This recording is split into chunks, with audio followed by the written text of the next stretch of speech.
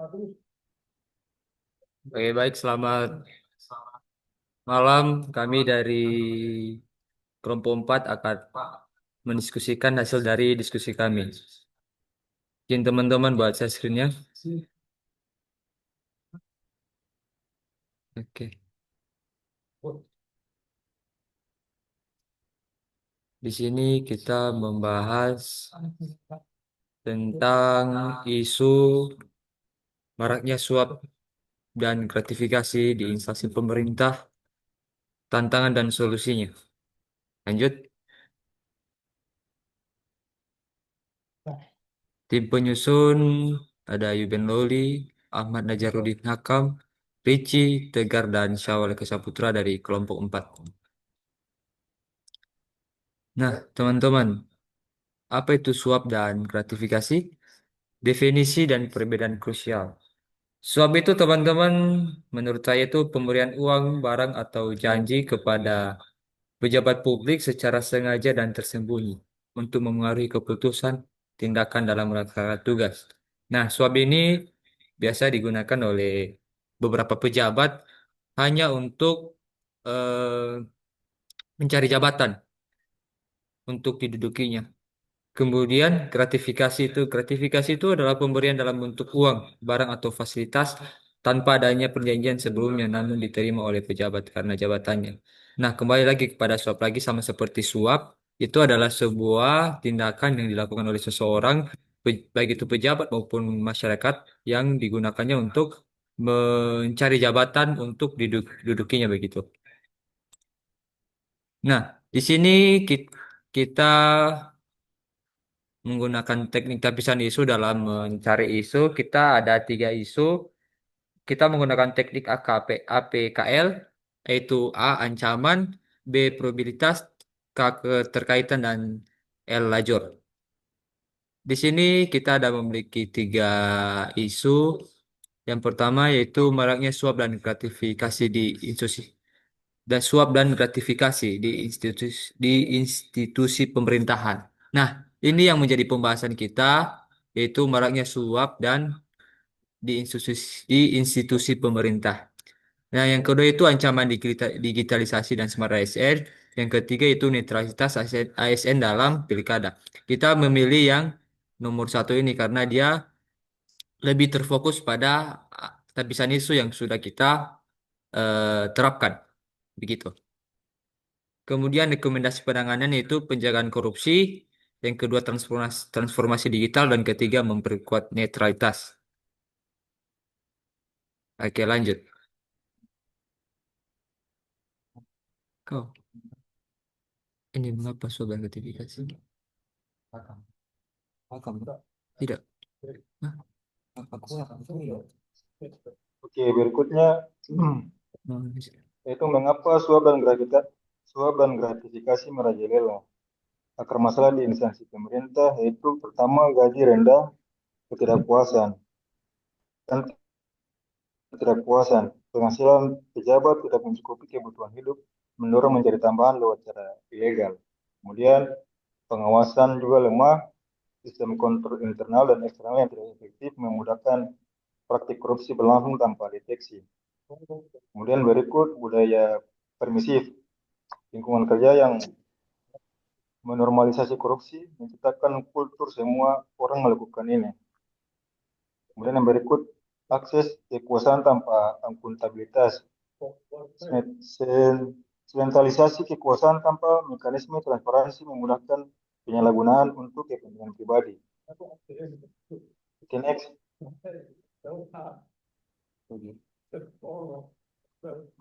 Baik, selanjutnya dampak destruktif korupsi. dampak destruktif korupsi. Akibat suap dan gratifikasi. Kerugian akibat suap dan gratifikasi adalah kerugian finansial adalah triliunan rupiah terkuras dari kas negara yang seharusnya dialokasikan untuk pendidikan, kesehatan, dan infrastruktur, lalu keamanan nasional terancam, tidak tersediaan sumber daya untuk pertahanan, pendidikan, dan layanan publik membahayakan stabilitas negara, lalu erosi kepercayaan publik.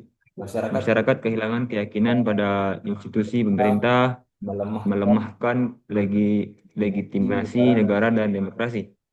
Lalu pertumbuhan ekonomi terhambat, investasi berkurang, efisiensi bisnis menurun, dan kapasitas hukum melemah karena korupsi sistematik.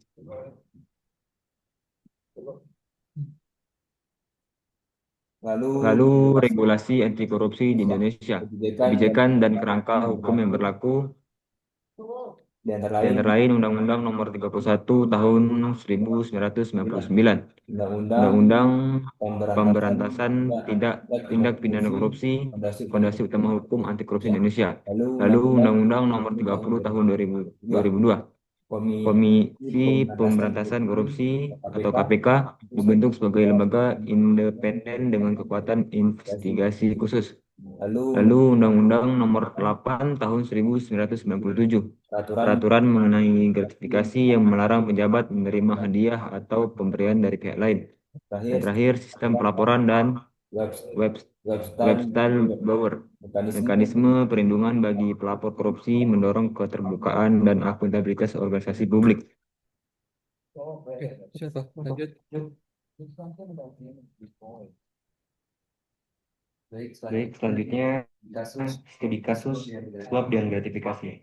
contoh kasus nyata yang pernah terjadi. Contoh kasus nyata yang pernah terjadi yaitu kasus proyek infrastruktur. Dinas publik menerima Pejabat dinas publik menerima miliaran rupiah dari kontraktor untuk mempercepat proses tender dan memberikan keuntungan lebih dalam penawaran proyek. Kemudian kasus perizinan bisnis.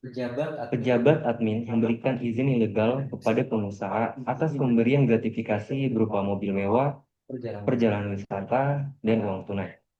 Vonis dipecat dan hukuman 3-7 tahun. Lanjut. peran masyarakat dalam Peran masyarakat dalam pemberantasan yaitu melawan korupsi. Yang pertama, melaporkan indikasi korupsi, segera laporkan ke KPK, polisi, atau media jika menemukan bukti praktek suap atau gratifikasi di instansi publik. Yang kedua, menurut transparansi publik, akses informasi publik, pantau penggunaan anggaran pemerintah, dan partisipasi dalam dialog kebijakan. Dan yang ketiga, memperkuat pengawasan sosial. Bentuk kelompok pemantau, dukung organisasi anti korupsi, dan edukasi Masyarakat. tentang bahaya edukasi masyarakat tentang bahaya korupsi. Lanjut.